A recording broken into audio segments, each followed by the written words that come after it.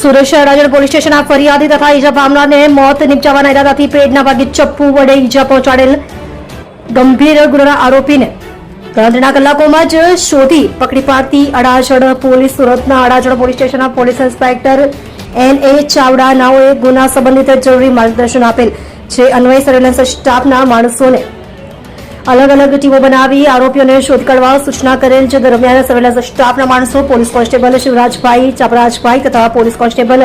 જયદીપસિંહ કુંવરસિંહ તથા police constable કનરાજસિંહ Jitubha નાઓ દ્વારા technical surveillance તેમજ હ્યુમન સોર્સિસના આધારે અડાજણ પોલીસ સ્ટેશન બાટે ગુનો રજિસ્ટર્ડ નંબર 2026 ભારતીય સંહિતા 2023 કલમ 109(1)54 તથા જીપી એક્ટ 135 મુજબના ગુનામાં સંડોવાયેલ આરોપીને સુરત શહેરના પાલનપુર જકાતનાકા પાસેથી પકડી પાડી આરોપીની પૂછપરછ કરતા આરોપીએ ફરિયાદીના ડાબા પગે સાથળના ભાગે તથા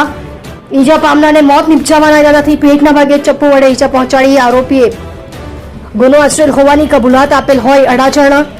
પોલીસ સ્ટેશનનો મોત નિપજાવવાની કોશિશ કરી મારામારીના ગુનાના આરોપી નરેશ રમેશભાઈ મોઢવાણી ઉંમર વર્ષ 33 ધંધો ડ્રાઇવિંગ હાલ રહે flat number 372 building number 51 Gujarat housing board colony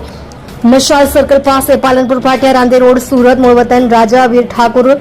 વાસ કુબેરનગર નરોડા પાટી અમદાવાદ શહેરને પકડી પાડી સારી અને પ્રશંસનીય કામગીરી કરેલ છે. તમે જોઈ રહ્યા છો સૌથી પહેલા ન્યૂઝ આપનાર સેવા ન્યૂઝ ગુજરાત અજમલ જાદવની સાથે.